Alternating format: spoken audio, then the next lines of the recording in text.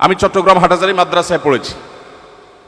হাটাজারি মাদ্রাসায় যদি আপনি যান, আপনি দেখতে পাবেন এখনো শত বছর ধরে ঠিক মাদ্রাসার মসজিদের ওয়াল ঘেঁষে সামান্য কয়েক মিটার দূরেই একটি মন্দির আছে। এই শত বছরের ইতিহাসে কোনোদিন মন্দির থেকে একটি ইট মসজিদে যায়নি, মসজিদ থেকে একটা ইট মন্দিরে আসেনি। এর নাম বাংলাদেশ। সেই বাংলাদেশের মানুষকে সংখ্যালঘুদের অধিকার শেখাতে যারা আসে, তাদের চরিত্র আমরা খুব ভালো করে জানি।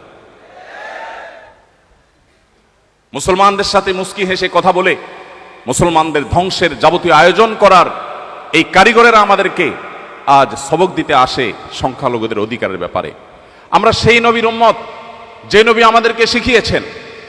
আল্লাহ তাআলা কোরআনে বলেছেন, লা ইয়ানহাকুমুল্লাহু আনিল্লাযীনা লাম ইউকাতিলুকুম ফিদ-দীন ওয়া লাম ইখরিজুকুম মিন দিয়ারিকুম আন তাবাররুহুম ওয়া তুকসিতু ইলাইহিম ইন্নাল্লাহা ইউহিব্বুল মুকসিতিন। যে সমস্ত অন্য ধর্মাবলম্বী মানুষেরা তোমাদেরকে দেশান্তর করে দেয়নি, ধর্মযুদ্ধ চাপিয়ে দেয়নি, তোমাদের সাথে শান্তিপূর্ণ সহাবস্থান করছে, তোমরা তাদের সাথে সদাচরণ করতে, ন্যায়নিষ্ঠ আচরণ করতে আল্লাহ তোমাদের নিষেধ করেন না, বরং আল্লাহ তাআলা ন্যায়নিষ্ঠ আচরণকারীকে ভালোবাসেন। আমরা সেই ধর্মের অনুসারী, আমরা সেই নবীর উম্মত যার প্রতি আয়াত নাজিল হয়েছে।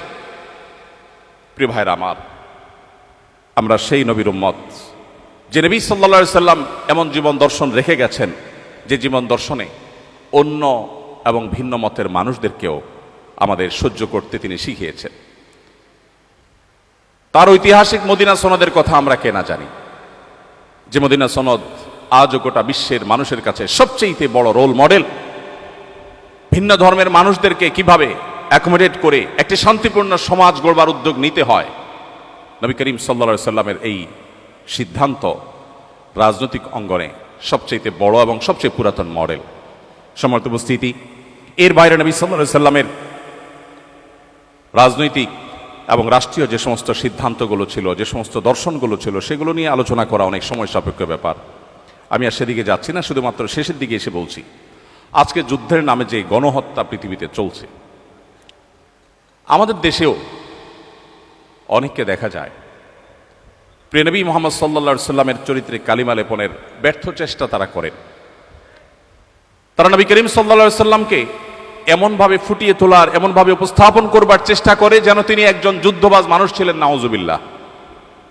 প্রিয় ভাইরা আমার, আপনারা নিশ্চয়ই জেনে থাকবেন, নবী করিম সাল্লাল্লাহু আলাইহি সাল্লামের জীবনে যতগুলো যুদ্ধে, যতগুলো অভিযানে তিনি অংশগ্রহণ করেছেন, তার নেতৃত্বে যতগুলো যুদ্ধ হয়েছে, সাকুল্যে সবগুলো যুদ্ধে দুই পক্ষের যে মানুষ মারা গেছেন, উভয় পক্ষের, মুসলিমদের এবং শত্রু পক্ষের উভয় পক্ষের যে মানুষগুলো মারা গেছেন, রণাঙ্গনে যুদ্ধে মারা যাওয়া মানুষের সংখ্যা প্রায় 400-র কাছাকাছি। ইহুদিদের প্রতি তাদের বিশ্বাসঘাতকতার শাস্তি স্বরূপ নবী করিম সাল্লাল্লাহু আলাইহি সাল্লাম যে মৃত্যুদণ্ডের নির্দেশ দিয়েছিলেন, সেখানে কিছু মানুষ মারা গেছে যারা মূলত সম্মুখ যুদ্ধে রণাঙ্গনে মারা যাওয়া মানুষদের কাতারে পড়ে না। সেজন্য তাদেরকে আমি বাদ রেখে বলছি। আজকের পৃথিবীতে কোনো একটা এলাকার পার্লামেন্ট মেম্বার নির্বাচিত হওয়ার জন্য শুধুমাত্র অগণিত মানুষকে জীবন দিতে হয়। দুটি বিশ্বযুদ্ধে মিলিয়ন মিলিয়ন মানুষকে প্রাণ দিতে হয়েছে। আর মুহাম্মদ সাল্লাল্লাহু আলাইহি সাল্লামের আদর্শকে পৃথিবীতে প্রতিষ্ঠিত করবার জন্য সাকুল্যে প্রায় মাত্র 400 মানুষকে রণাঙ্গনে জীবন দিতে হয়েছে উভয় পক্ষের। এরপরে মুহাম্মদ সাল্লাল্লাহু আলাইহি সাল্লামকে যারা যুদ্ধবাজ মানুষ হিসেবে দেখাবার চেষ্টা করে, তাদের চাইতে জ্ঞান পাপী আর কেউ হতে পারে না।